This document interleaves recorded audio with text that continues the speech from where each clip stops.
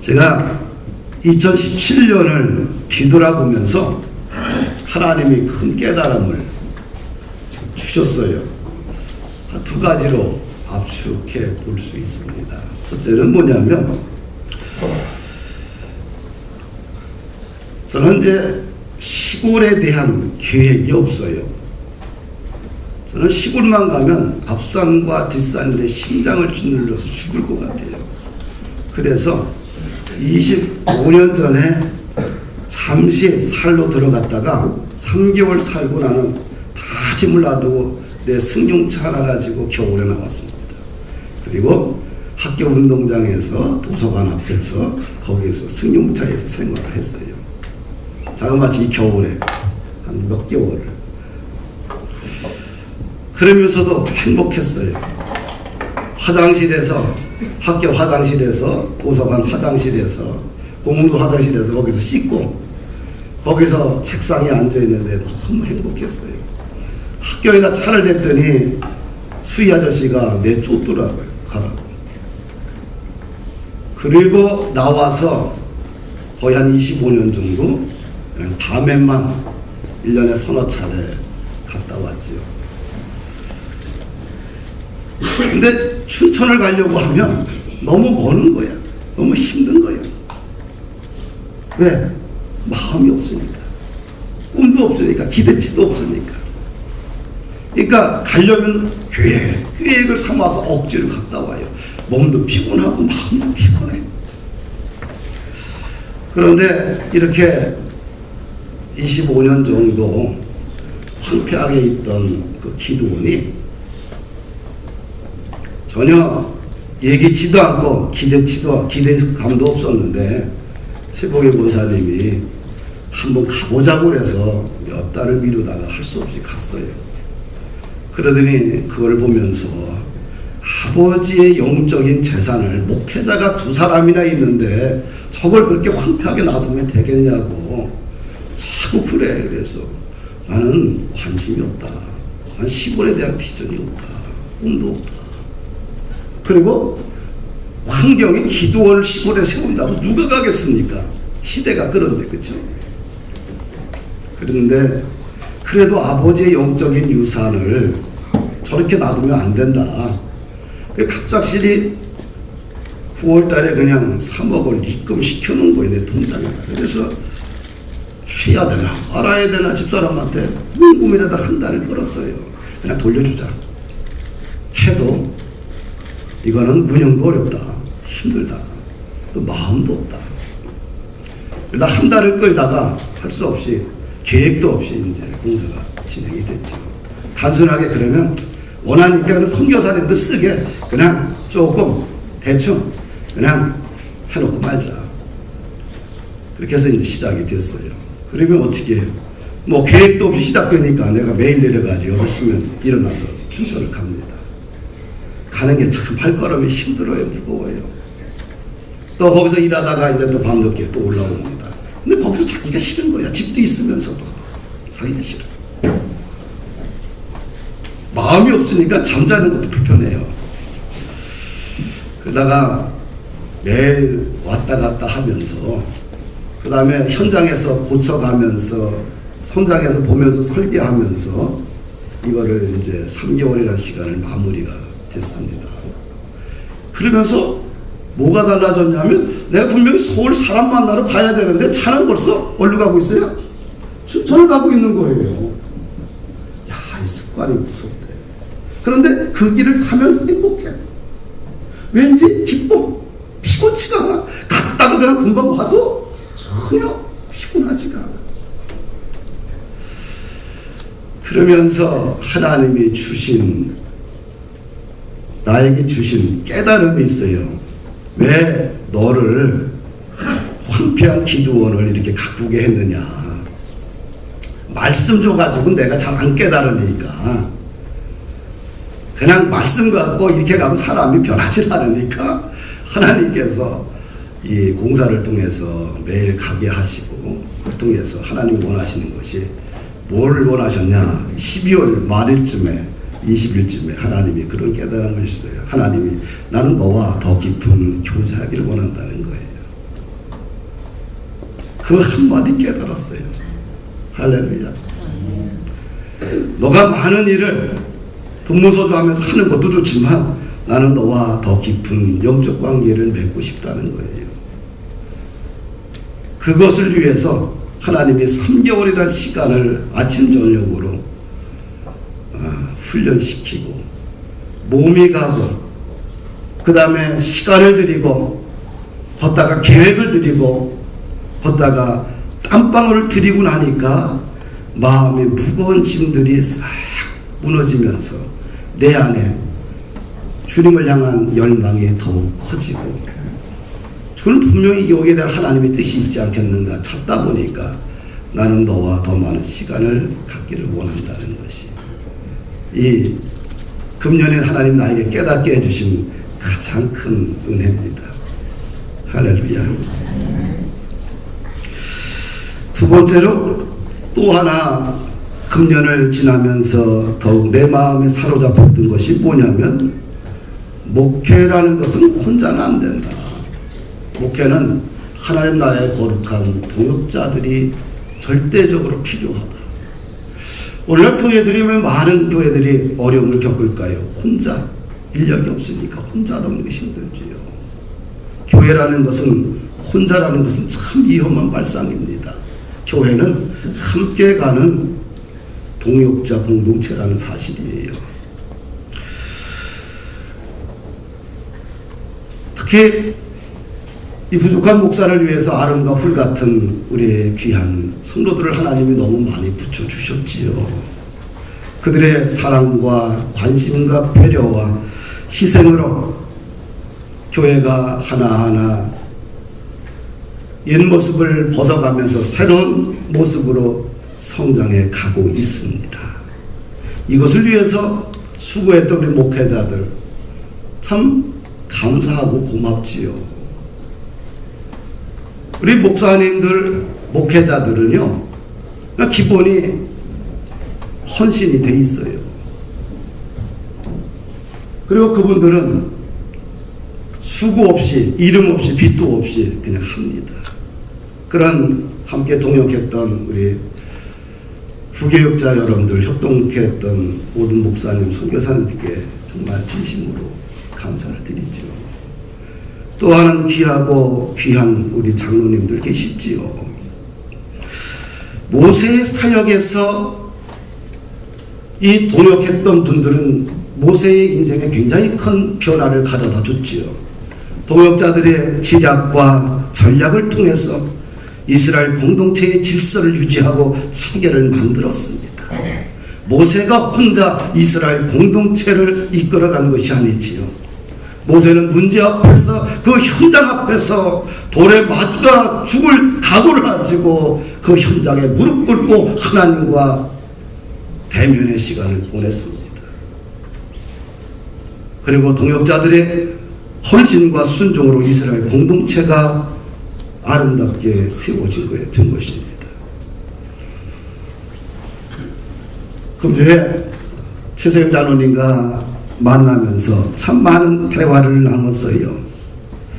그런데 이 대화의 가장 중요한 것은 내가 굉장히 부족한 게 많은데 나보다 나를 더 사랑하더라고요. 참 나보다 나를 더 아끼고 사랑하고 배려하고 감싸주고 그래서 제가 잘 울지 않는데 울컥하고 눈물을 흘렸잖아요. 이 장로님이 이런 얘기를 하셔요. 이야기를 하면서 우리 한번 하나님 나라에 걸맞는 성경의 진리에 걸맞는 한번 교회 한번 세워보자. 또 우리에게 맡겨진 이 영혼들을 하나도 빠뜨리지 말고 정말 천국 백성 만들어보자.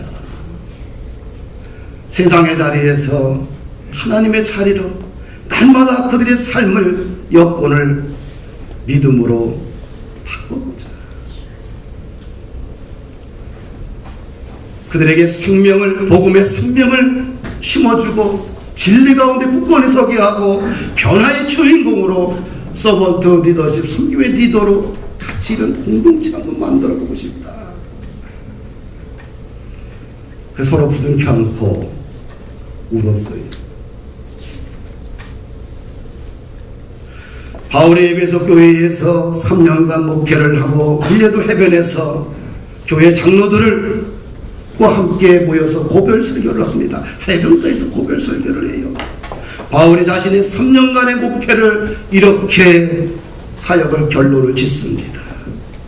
내가 3년이나 밤낮 쉬지 않고 눈물로 각 사람을 훈계하던 것을 너희들은 기억하라. 말씀으로 든든히 세우고 거룩하게 사는 자들은 하나님이 반드시 기업이 될 것이다. 내가 은이나 금이나 의복을 탐하지 않았다. 범사에 내가 너희들에게 무본을 보였다. 내가 수고하여 약한 사람을 도왔던 것을 너희들은 기억하라. 해변에서 설교를 하고 이 설교를 이렇게 마무리 짓습니다. 이 말을 한 후 무릎을 꿇고 그 모든 사람들과 함께 기도하니 다 크게 울며 바울의 목을 안고 입을 맞추고 사명의 길을 떠나는 바울을 존중하는 것을 봅니다. 할렐루야. 우리는 장로님과 저는 벌써 안지 오랜 세월이 됐어요. 여러분들보다 더 많이 됐지요. 함께 기도했고 함께 울었지요. 그 자리에 성령님의 감동을 주셨고요. 단지 입맞춤만 안 했을 뿐입니다. 본질을 향한 뜨거운 결단, 본질을 향한 진리를 향한 뜨거운 결단 속에는 하나님의 성령님의 위로와 은혜가 함께 하더란 얘기지요.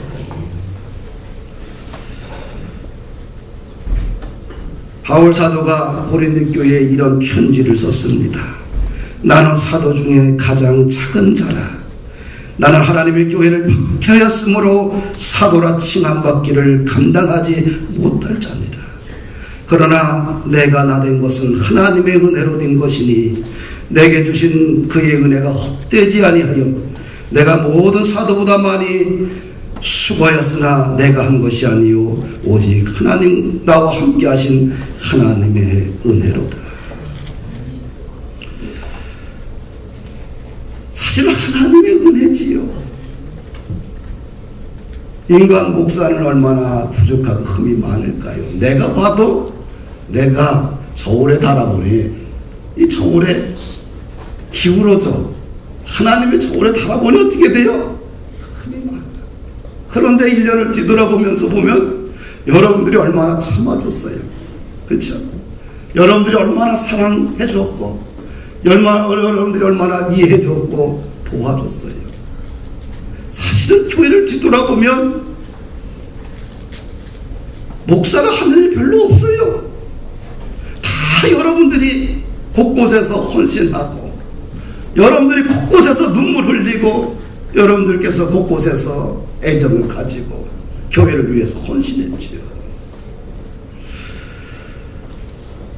그래서 교회가 이렇게 12월 31일 예배를 드릴 수 있는 거 아니겠어요? 유명한 교회 성장학자가 교수님께서 교회를 지하실에 개척하고 또 일로 이전해 왔는데 그분이 오시더니 안타까워하면서 설교 후에 이런 얘기를 합니다. 전도사님, 교회 안 됩니다. 빨리 정리하고 그냥 빨리 나가십시오. 그는 교회 성장학자로 50여 권의 책을 번역하고 그 저서도 굉장히 많습니다. 제가 교수님에게 30대 중반 넘어서 이런 얘기를 했어요. 사막에서도 주님이 원하시면 꽃을 피우고 열매를 맺을 수 있습니다. 아멘. 교회는 하나님의 은혜로 되는 것이지요. 제가 이 바울의 이 고백이 절절해요. 그래서 이 12월 31일 우리 목회자와 우리 장로님들이 좀 결단을 좀 해야 되겠다. 그래서 제가 한번 선언문을 한번 읽어드리겠습니다. 나만 읽으면 좀 곤란하잖아, 그렇죠? 우리 장로님도 읽으시고, 그렇죠? 같이 해야지, 그렇죠? 교회는 함께하는 곳이에요. 목사 혼자 안 됩니다. 장로님도 혼자 안 돼요. 성도들 혼자 안 돼요. 동역할 때 교회를 돼요. 세 사람이 있다가 한 사람이 없으니까 아쉽네, 그렇죠? 그래 안 그래요? 첼로 소리가 안 들리니까 어떻게 빨리 보강 좀 하셔요. 이 가을에, 이 겨울에 이제 이런 결단을 여러분들에게 드립니다. 읽습니다. 다 아시는 바와 같이 지금 한국교회는 최대의 위기를 맞고 있습니다. 사회로부터 위선 집단으로 매도당하고 있을 뿐 아니라 청년 세대는 미전도 국가보다 낮은 전도율을 보이고 있어 한국교회 미래는 절망 상태라 할 수 있습니다. 이 모든 것에는 교회 지도자들의 잘못이 가장 크다고 저는 생각하고 목회자인 나 자신부터 먼저 변화를 해야겠다는 마음을 먹게 되었습니다. 오랫동안 하나님으로부터 소명을 받아 한국교회의 문제를 분석하고 이를 해결하기 위해 노력해온 최 장로님께서 본푸른 교회가 앞장서 변화의 물결을 일으키자는 강한 의지의 표명을 최근 본푸른 교회 담임인 저에게 당부하였습니다.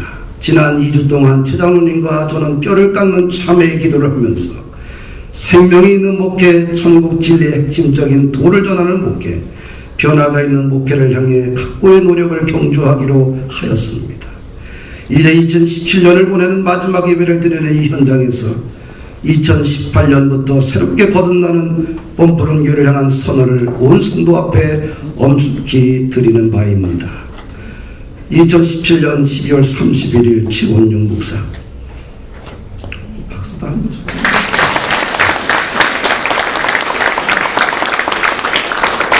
거만하면 안 됩니다. 우리 최장로님도 하시고 우리 신장로님도 나오셔요. 네? 장로님도 좀 나오시고 우리 장로님도 나오시고 신장로님도 같이 쓰시고 네. 일로 올라오시고 우리 전태동 장로님이 함께 해야 되는데 요즘 몸이 참 많이 안 좋습니다. 이렇게 해서 해 주십시오. 네. 고맙습니다. 우리가 생각했던 것보다 사실 한국교회 영적인 문제는 훨씬 심각하다고 저도 생각하죠. 많은 뜻 있는 분들이 판단을 하고 있습니다. 빛을 발해할 한국교회가 그 내부의 어둠에 쌓여있고 하나님께서 만드신 생명체들을 온전케 해야 됨에도 불구하고 영혼육의 불완전한 저희들의 모습으로 변질돼가고 있는 것이 오늘 한국교회의 현실이라 아닐 수가 없습니다. 이렇게 가다가는 그동안 한국교회를 붙잡았던 예수님의 축복과 은혜의 손길이 떠날지도 모르겠다고 하는 다급함이 한 마음이 생겼습니다. 어쩌면 한국교회가 주님으로부터 심판받을 수도 있겠다 하는 그런 위기감마저 드는 그런 실정이라고 할 수 있습니다. 더 늦기 전에 이렇게 우리가 안일하게 대할 게 아니라 한국 교계 지도자들과 또 장로들이 정말 정신 차려가지고 참담한 마음으로 옷을 찢는 마음으로 참여를 하고 그래서 한국교회를 하나님의 진정한 기뻐 받으시는 교회로 거듭나지 않으면 안 된다는 그런 생각을 하게 되었습니다. 지난 2주 동안 철저한 성령님의 인도하심에 부음받아서 한국교회는 하나님의 선하신 뜻을 이루고자 하는 그런 변화의 기점을 이루는 그런 시간이었다고 생각을 합니다. 오히려 전화위복이 될 수 있는 귀한 하나님의 시간이었다 저는 생각합니다. 이제 하루 앞둔 새해입니다. 이 새해는 우리 담임 목사님이신 최원영 목사님도 변화하시고 또 저희들도 변화하고 모든 직분자와 우리 성도들이 다 하나님의 뜻에 맞는 변화의 거듭남을 이루어서 진리에서 맴돌았던 우리들의 그 진리가 다시 진리의 핵심으로 깨달아야 되고, 그래서 온전한 생명체로 거듭나 한국교회를 변화시키고 세상을 변화시키는 변화의 주역이 되고자 하는 우리 모두가 되도록 정말 담임 목사님을 도와서 우리 모두가 2018년을 향해 달려나가야 될 거라고 생각을 합니다. 진짜 시간이 없습니다.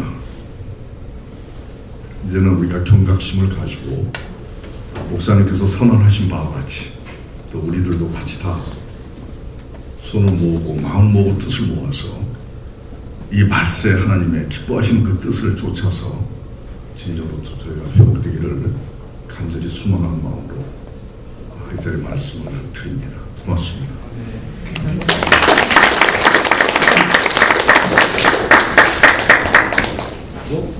이게 좀 이래갑시다. 이게 좀 알아보십시다. 좀. 아유.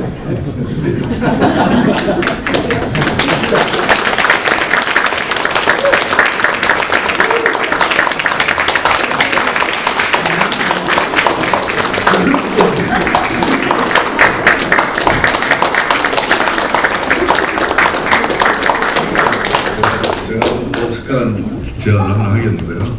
우리끼리 이렇게 안아서 뭐 하겠습니다. 정말 하나님 앞에 그리고 여러 성도들 앞에 저희들이 참여하는 절을 한번 드리겠습니다. 그래서 이제 2018년은 진짜 변화해야 된다는 그런 마음의 합의를 가지고 그런 결단의 마음으로 절을 드리겠습니다.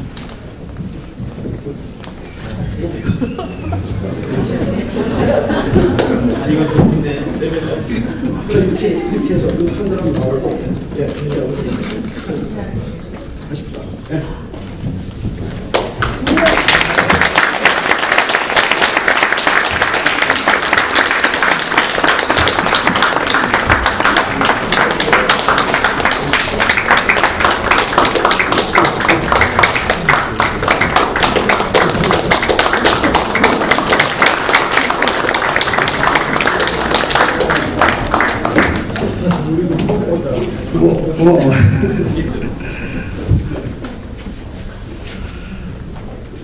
감사합니다.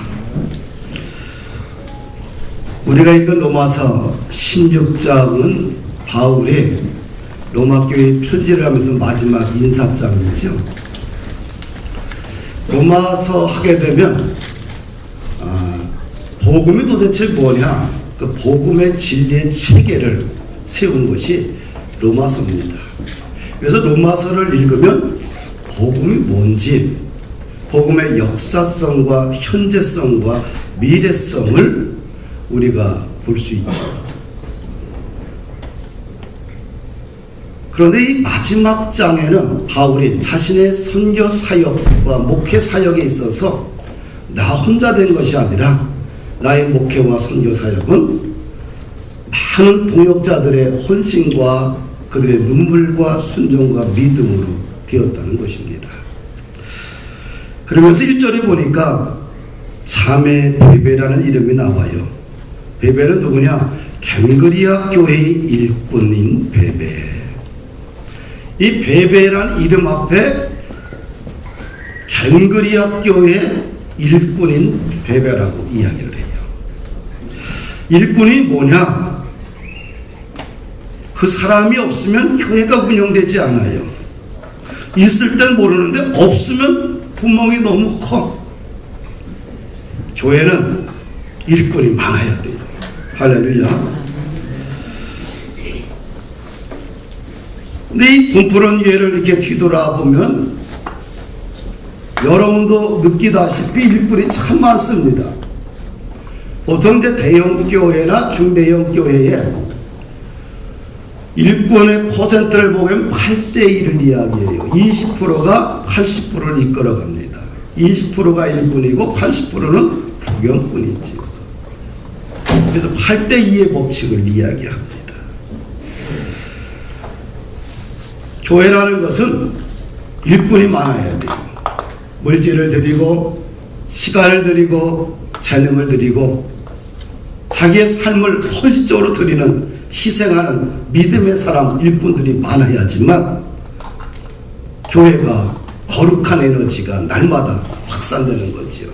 이런 묵묵히 일하는 일꾼들로 인해서 교회는 건강해지게 됩니다. 자매 베베는 갱그리아 교회의 귀중한 일꾼이었어요. 로마교회 성도들에게 바울이 편지를 보냈는데 너희는 주 안에서 성도들의 합당한 예절로 베베를 영접하고 무엇이든지 그에게 소용되는 바를 도울지니 이는 그가 여러 사람과 나의 보호자가 되었습니다. 바울교회 성도들에게 편지하기를 베베를 합당한 주 안에서 합당한 예절로 영접하라고 그래요. 왜냐하면 베베가 바울의 편지를 가지고 로마 교회에 전달했습니다. 베베는 갱그리아 교회의 훌륭한 일꾼이었지요. 그러면서 바울 사도는 베베의 자매 베베가 원하는 모든 것을 교회는 다 들어줘라. 베베는 모든 사람들의 보호자요 나의 보호자이다. 보호자는 무엇을 말합니까? 어떤 사람을 보호할 책임이 있는 사람을 보호자라고 말하지요. 베베는 바울의 보호자였고 또 모든 사람들의 보호자로서 정말 일꾼 중에 참 일꾼이었습니다. 할렐루야. 그런 게 뒤돌아보면 이런 베베와 같은 자매님들이 참 많지 않나 저는 생각합니다. 그분들에게 감사를 드립니다. 두 번째로 바울이 소개하는 인물이 나오는데 브루스길라와 아굴라의 이름을 소개하죠. 3절에 보니까 바울이 이 부부를 소개하는데 그리스도 예수 안에서 나의 동역자라고 소개합니다. 동역자라는 말은 교회 용어입니다. 한글 사전에서 그 뜻을 살펴보면 하나님의 복음 사역을 위해 함께 수고하며 함께 일하는 사람, 그것이 뭐예요? 동역자다. 한글 사전은 그렇게 설명하고 있습니다. 어떤 동역자냐? 이 부분은 대충 눈치껏 적당히 하는 수준의 동역자가 아니지요. 4절을 함께 읽습니다. 그들은 내 목숨을 위하여 자기들의 목까지도 내놓았나니 나뿐 아니라 이방인의 모든 교회도 그들에게 감사하느니라. 바울과 함께 선교 사역을 하면서 자신의 목까지도 생명까지도 내놓았던 부부입니다. 이 부부는 바울과 함께 일생 동안 선교 사역을 함께 나눈 믿음의 동역자입니다. 바울이 처음 이 부부를 만났을 때는 사업의 파트너였어요. 그러나 바울 통해서 복음을 듣고 나서 이 부부는 단순히 먹고 사는 사업의 파트너가 아니라 그때부터는 생명의 선교를 전하는 복음 사역을 위해서 평생 함께하는 믿음의 동역자로 발전했고 성숙하였다는 것입니다. 진정한 가정의 한 모델을 보여주지요. 교회의 한 모델을 보여주고 있습니다. 목회자와 성도는 단순한 인간적인 관계를 뛰어넘어서 하나님 나라의 거룩한 동역자로 함께 걸어갈 때 그 속에서 더 깊은 생명을 나누지 않겠는가. 목사도 그렇게 살아야 되고, 그렇죠? 성도들은 그렇게 살아요. 그랬을 때 하나님의 나라가 존귀하고 예수 그리스도의 이름의 명예가 회복되지 않겠느냐. 부부가 함께 살면서 어떻게 결정할 때 그 가정에 은혜가 되고 존귀한 역사가 일어나는가. 부부 중에 헌신을 주도하고자 하는 사람이 있다고 한다면, 믿음을 따라 살려고 하는 사람이 있다고 한다면 그 사람을 따라갈 때 그 가정에 복이 되고 은혜가 됩니다. 노아의 가정에서 누가 주도했어요? 믿음을 노아가 주도했어요. 아브라함 가정에서 누가 주도했어요? 아브라함이 주도했어요. 조카 롯과 아브라함의 종들 사이에 논쟁이 벌어져요. 투쟁이 일어납니다. 왜? 목초지를 잡고 서로가 갖고 있는 짐승은 너무 많아. 그래서 싸웁니다. 아브라함이 이런 얘기를 해요. 야, 우리 혈육이 두 사람인데 우리가 싸우면 되겠느냐? 네가 좌하면 내가 우하고 네가 우하면 내가 좌하리라. 선택권 우선권을 누구에게 줬어요? 조카 롯에게 줬어요. 그런데 여자라는 기본적인 아내의 속성은 뭐예요? 지키는 게 속성이에요. 왜 조카에게 이런 좋은 초지가 있고 물이 있고 짐승 키우기에 좋은 곳을 왜 먼저 양보합니까? 막으면 어떻게 돼요? 사단이 일어나는 거예요. 근데 사라는 어떻게 돼요? 남편의 말에 조용히 따라가잖아요. 아브라함이 믿음을 주도했을 때에 아내가 따라갑니다. 그 아들 이삭이 함께 따라가지요. 아버지가 다 큰 청년을 죽이려고 합니다. 아버지 노망 들었습니까? 왜 나를 묻고 아버지 하나님의 번제로 왜 불태워 죽이려고 합니까? 왜 각을 들려고 합니까? 항변할 수 있지만 어떻게 돼요?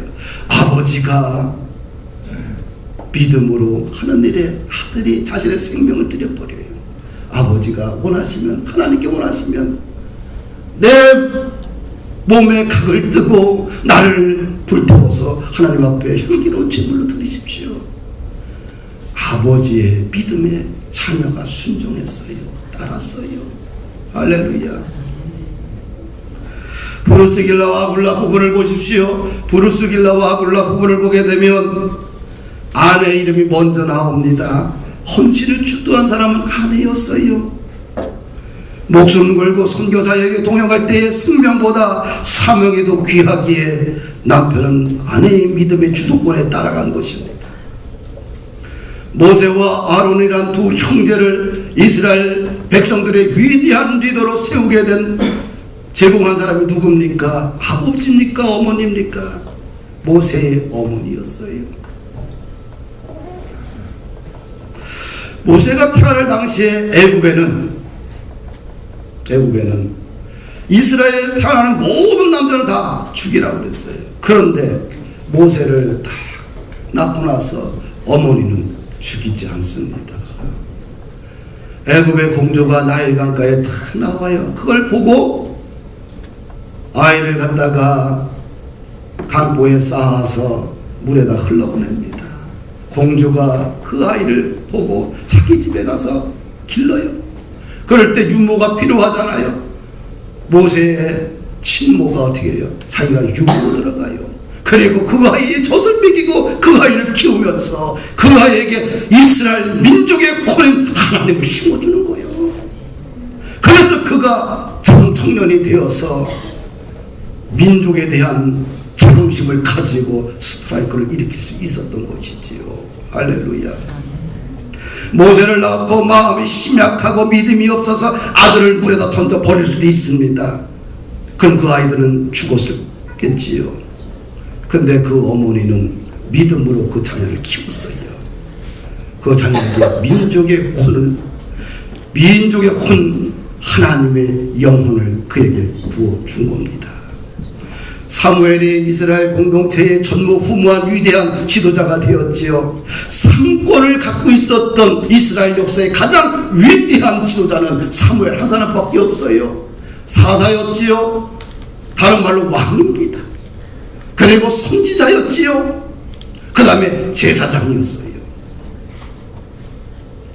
사무엘에게는 하나님께서 뭐예요? 명예를 주었고 권력을 주었습니다. 전무후무한 모든 힘을, 하늘의 힘을 그에게 다 쏟아 부어줬어요.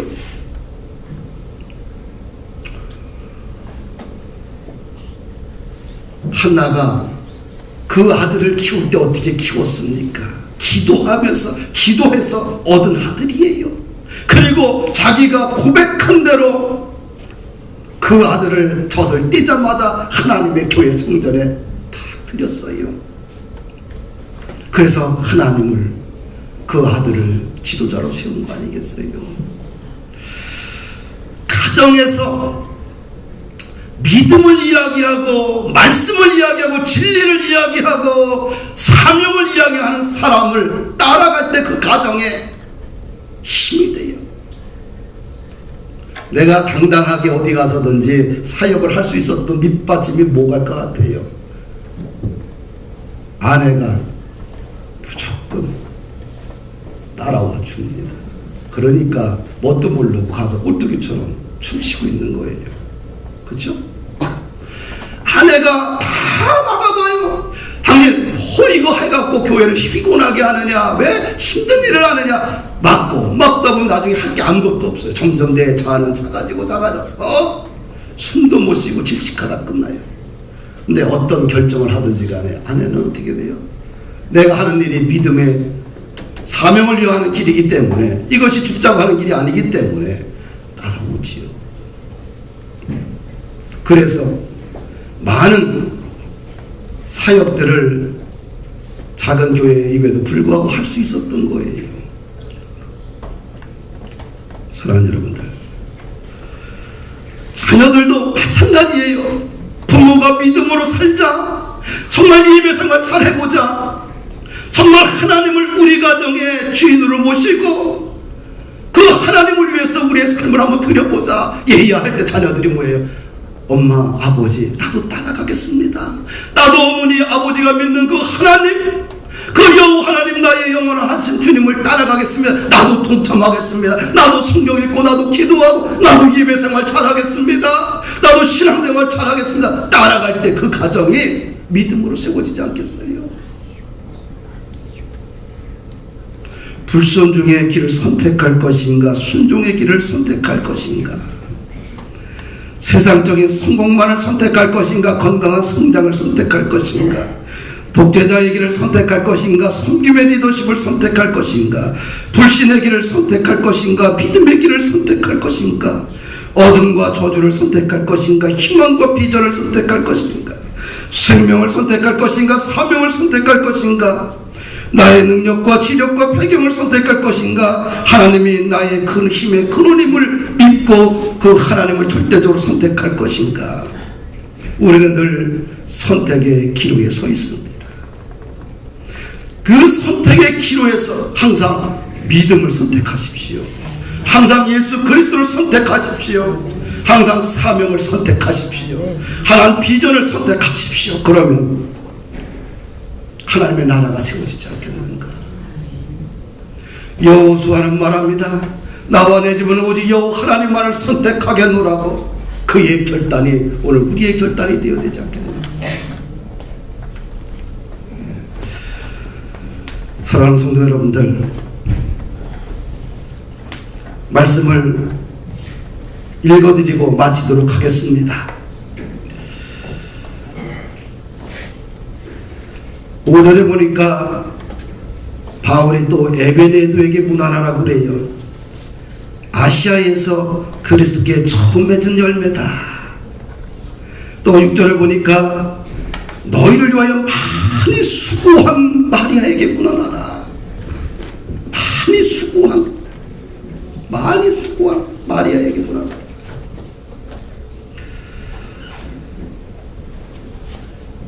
이 마리아는, 이 여인은 적당히 수고한 것이 아니라 많이 수고했다라고 형용사를 붙여요. 자기의 이름 앞에 거룩한 형용사가 계속 붙는다는 건 축복이요. 할렐루야. 그냥 채원형 딱 하고 그러면 할 말이 아무것도 없어. 이 불행한 인생이에요. 잘못 사는 인생. 그렇죠? 그 자기의 이름 앞에 믿음의 형용사, 하나님 나라의 형용사들이 자꾸 붙은 것이 복이요. 할렐루야. 마리아를 향해서 이야기합니다. 많이 수고한 마리아. 수고란 뭡니까? 힘들고 고되었다는 뜻 아니겠어요? 공동체를 위해서, 하나님 나라를 위해서 지치고 부서진 몸을 가지고 고된 섬김을 통해서 수고했던 사람이 마리아였어요. 그 바울 사도는 그의 섬김의 수고를 인정하고 있잖아요. 할렐루야. 또 밑에 보니까 바울의 친척이었던 안드로니고와 유니아에게 문하라고 합니다. 근데 이 자기 친척인데 이 친척들이 사도들로부터 존중받았다고 그래요. 존중받았다. 바울보다 먼저 친척인데 예수님을 먼저 만났어요. 먼저 믿었어요. 또 바울과 함께 믿음의 동력자로 감옥에 함께 갇혔어요. 근데 이 친척 중에 이 부부가 어떻게 돼요? 존중을 받았어요. 사도들로부터 존중받았어요. 이 높을 좀 무거울 중 아닙니까? 그렇죠? 높이고 소중하게 여긴다는 뜻 아니겠어요? 얼마나 신앙생활을 아름답게 했길래 모든 사도들이 바울의 친척인 이 사람들을 가정을 그렇게 존중했을까? 제가 28일 날 밤에 저녁에 우리 김종호 집사님 가정에 일주일, 남편이 돌아가신 지 1년 돼서 일주기 추모 예배를 드리러 갔어요. 갔는데 봤더니 나는 그 가정만 있는 줄 알았어요. 갔더니 그 남편 되시는 분이 사촌들이 다 왔어. 아버지가 나는 사촌들이 다 오시고 어르신들이 다 오고 육촌까지 다 왔어. 그 육촌의 자식까지 이도 와 있어요. 나보고 야 이게 가능한가 오늘날 아주 그냥 아파트에 빠글빠글해요. 그런데 예배를 처음 드리는데 저희까지 뭘 드렸어요? 1년 12달 제사 드렸잖아. 그런데 다들 예배 드리는데 아멘 하고 앉아서 다 계셔. 그게 목사가 갔기 때문에 그랬을까요? 왜? 이 부부가 김종욱 집사님 내외분이 일생을 살면서 4천, 5천, 6천들에게 다 어떻게 돼요? 헌신적인 삶을 살았기 때문에 가능한 거예요. 그렇기 때문에 유교적 사고에서 우리가 그리스도로 넘어가면서 예배를 드리는데 무리가 없는 거예요. 그분들이 헌신과 수고를 일생 동안 했기 때문에 일가 온 친척을 다 모을 수 있는 그 에너지가 있는 거죠. 요즘 바쁜데 누가 갑니까? 사천? 안 가요. 자기 식구들도 잘 안 보여요. 갔더니 그래서 내가 감동받고 왔어. 아, 우리 김종욱 집사님과 그 어르신이 정말 잘 살았구나.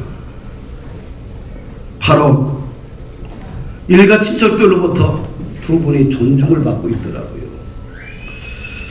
우리 사랑하는 우리 성도 여러분들, 바울의 이 친척들은 사도들로부터 존중을 받았다고 그래요. 할렐루야. 바울은 자신의 믿음의 동역자들을 이름을 부르면서 그 앞에 존귀한 명칭을 다 불러요. 주 안에서 내 사랑하는 암블리에게 문안하라. 그리스도 안에서 우리의 동역자는 우르바노에게 문안하라. 나의 사랑하는 시다고에게 문안하라. 그리스도 안에서 인정함을 받은 아벨라에게 문안하라. 아리스토블로의 권속에게 문안하라. 내 친척 헤로디온에게 문안하라. 나기스의 가족 중 주 안에 있는 자들에게 문안하라. 주 안에서 수고한 두르베나와 두르보사에게 문안하라. 주 안에서 많이 수고하고 사랑하는 버시에게 문안하라. 주 안에서 택하심을 받은 루코와 그의 어머니에게 문안하라. 그의 어머니는 내 어머니니라.